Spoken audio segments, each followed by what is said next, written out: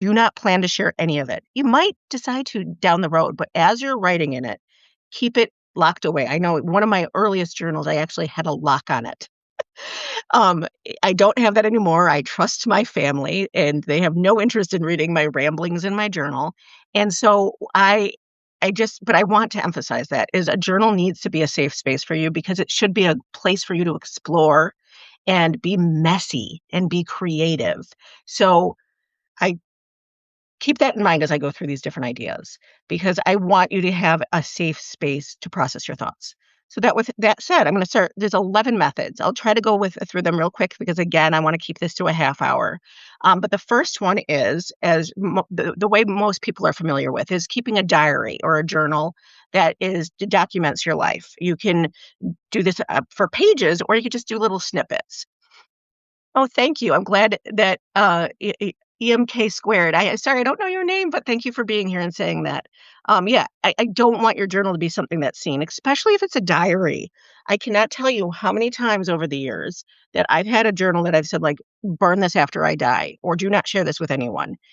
I've come around to sharing some parts of it, but let me tell you right now, I curate what I share, really. Because again, the diary part, safe space, let your feelings out, vent, but go read my Substack post about the dangers of journaling because as much as venting is important, you also need to balance that out so you don't spiral and get stuck in a moment. So diary is the number one people associate with journaling, but that's not the only way. Number two, free writing. I do this all the time. Free writing is usually what I do right before bed to dump out thoughts, dump out ideas, to work on ideas. And in the morning after my kids go to school, I always start my workday with, I aim for 3 morning pages, which is promoted by Julia Cameron in The Artist's Way. And if you haven't read that book, it is like a 12-week program. I love it. And there's one version the original, and then there's also the one that's designed for parents, which is very useful, which I have read multiple times because it helps me foster creativity in myself as well as my kids. But going back to morning pages. So morning pages, you aim for 3, you free write, you keep writing, you do not censor yourself, you write it all down. Julia Cameron has said, now take those pages and burn them. I did that for a while, actually, to be honest, because it gives you, again, that sense of safety. That said, I don't do that anymore because there's so much stuff in there that I just want to keep. And then I use my journals in all sorts of ways now. But that's 2. Number 3, and this is like, if you're really just getting started with journaling, this is what I recommend. Start making lists. And they could be a list of your to-do tasks if you want. They could be things that you associate, like, okay, what do you associate with the color blue? What do you associate with winter? What kind of colors do you see in winter? You think of winter as gray and dreary, right? But like, what else do you associate with winter? Not just the dreariness. I know we're all done with winter. I know I am. But like, this is a way to work on just maybe think of it as a synonym list, if you will. And that's one way to get the creative juices flowing. Lists are very forgiving too. So you can just free write, free associate with those lists. 4, bullet journal. And I have kept a bullet journal for years. It is not a pretty bullet journal. I will tell you that. I mean, I'm still building it out. It's, uh, it's basically an organized to-do list, if you will. I think of my goals for the month. I put tasks down and things like that. I recommend looking at Pinterest for some ideas, but don't be intimidated by that because those journals can be really, really fancy. And my method is not. I've written about this before. It's not. There's not color in mine. I have doodles and things like that, but I use it as a tracking system for my tasks and my goals. I keep it really simple. And that's how I get things done and keep everything organized. So that's 4 is bullet journal. 5 is gratitude journal. And I am a huge proponent of that. And I also have a gratitude journal.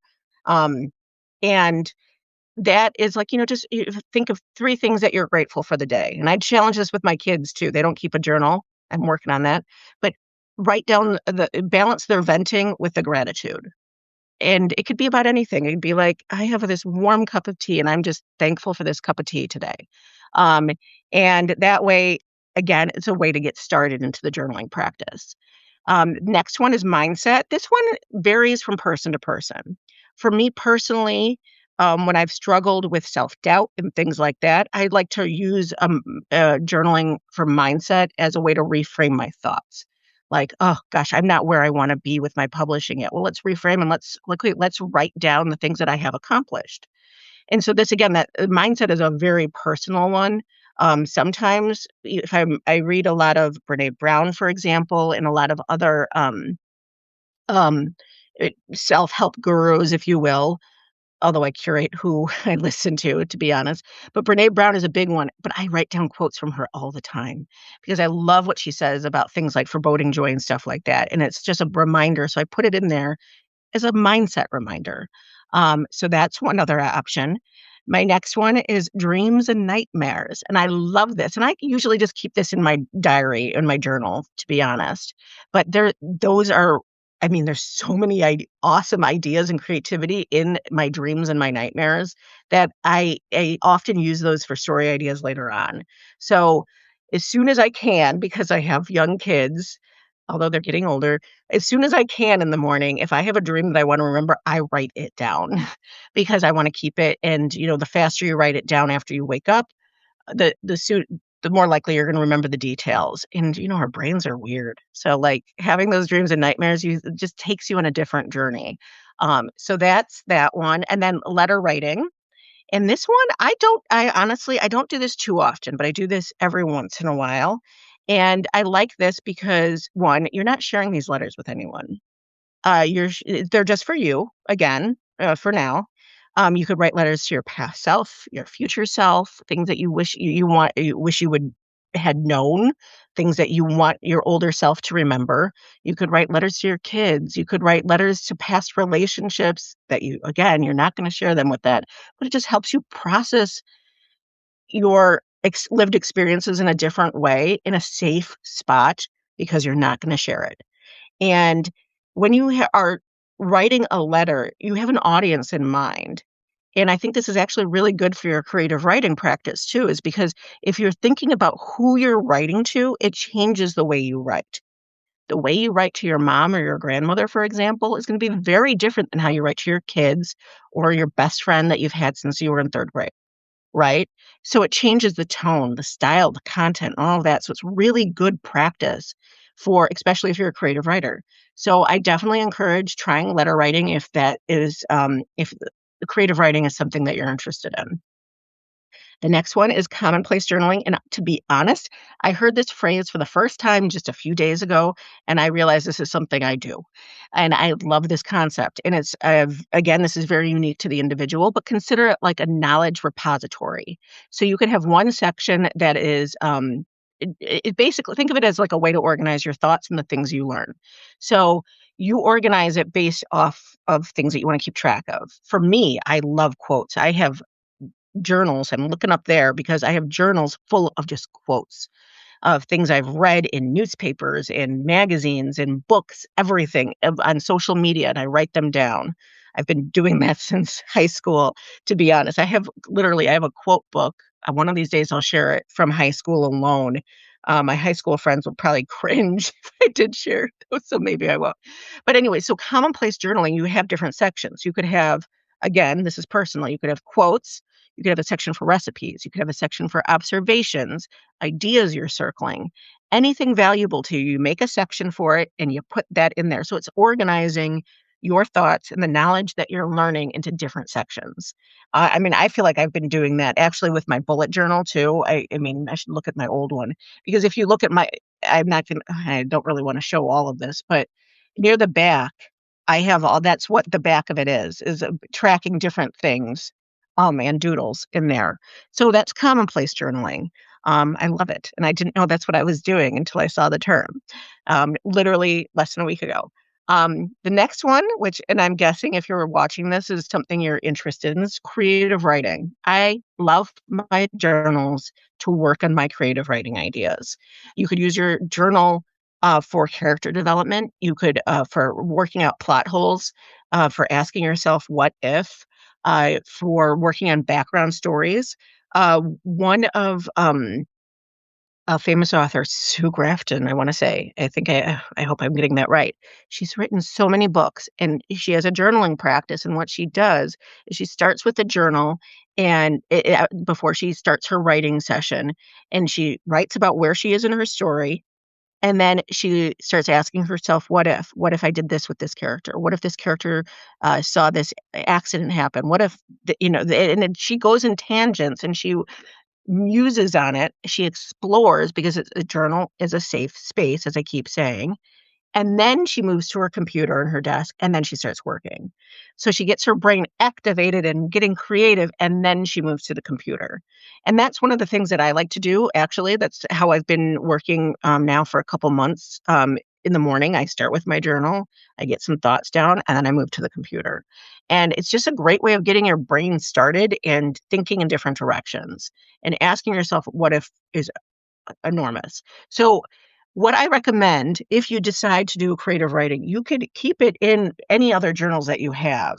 But for me right now, that's this one. So I have this as my bullet journal and my gratitude journal, and I have this as my diary. I don't really like to call it a diary anymore because I do keep track of some stuff in here about my life, but it's more my ideas for my stories. Um, and or if you have one idea, one novel, I should have grabbed it. I don't have it handy. I have notebooks for each project I'm working on. So, like right now, I'm working on a new adult. Oh, wait, I do have it. Do I? Ah, I'm working on a new adult novel, and it's a millennial. It's inspired by 90s music, early 2000s. It's set in like 2005-ish. And I just thought that this composition notebook was like very appropriate for that. And I put all the stuff about my characters in here, the songs that I'm writing that inspire or inspiring the story. Everything goes in here. And that way it's all in one spot so that I can when I'm working on the book, I can just refer to this.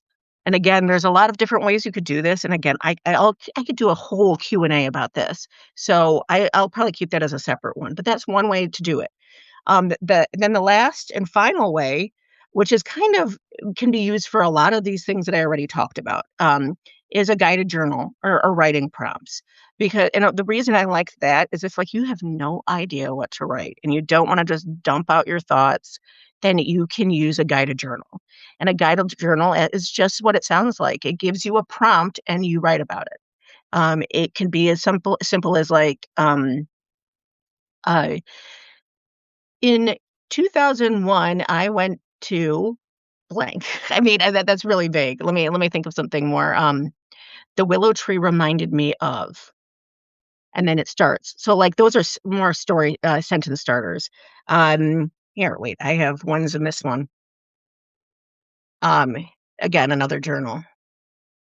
Where can you bring more curiosity into your life? How can you stay flexible as you take action towards your goals?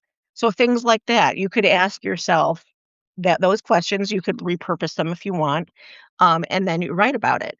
And I actually have a digital download on my blog, oopsanddaisies.com, where it's literally one prompt per day, and it takes you kind of through different ways of using your journal. And what I recommend and I'm gonna stress this over and over again, is don't put yourself under pressure to write for hours and hours. All you need is 10 minutes.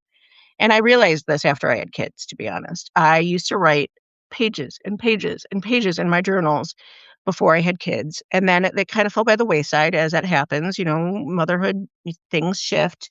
Um, but I would write just little snippets here and there in the cracks of life, if you will, and just having those little bursts of creativity in those moments can do wonders for you, and you're still keeping track of your thoughts and things you wanna work on. Um, so writing prompts are a wonderful way to get started. And they're a wonderful way to give yourself permission to be like, okay, I have 10 minutes. I'm just going to write on this idea for now. So those were all 11 ways. If there any of those resonate with you, drop them in the chat, the live chat, if you're listening live, or the replay. And I hopefully will see them again. I'm new to going live on Substack. But I want to know, which of these methods resonates with you? Which one do you want to try? And again, give yourself permission to just try one of the methods for 10 minutes. Then see how it felt. See if it makes you feel like electric, if you will. Sometimes I feel electric after I write. Um, and if it doesn't, then try something else, and then just keep trying different methods. I tell you, I mean, every day I journal, and every day is different, and what comes out on the page I never know. I mean, sometimes I'll have an idea, and it takes me in a direction I never expected. But again, it's a lot of where a lot of my stories have come out of my journaling, and while I say that, again, the last thing I want to leave you with is make your journal a private thing. Do not write in there with the intention of sharing, even if one day you might. And one way to trick yourself into this, because it's really hard to turn off that filter that you have that says like, "Oh my god, somebody might look at this," is I have not gone through this journal since I started it in, December. I have not reread anything in it, and eventually I will, but I'm not going to let myself reread it through until I'm done, and I'm almost done with it. But I am not going to, because I want it to be the safe space for me to write whatever and be as messy and creative and explore as much as possible. So, give yourself 10 minutes, be messy, be creative, remind yourself that nobody has to ever look at this again, and if it makes you feel more comfortable, tell yourself you're gonna burn it when you're done. I'm not even kidding, I have done that. Um, so that kind of wraps it up for right now. Again, I can talk about journaling forever. So if you have any questions about any of the methods that I mentioned, let me know. If you want some writing prompts, let me know. I have some fun things in the works that I can't wait to start sharing soon. And it involves journaling, of course, in the writing process and helping you get your story out into the page. And thank you very much for being here. I appreciate it. And I'll see you all on Substack soon. Bye.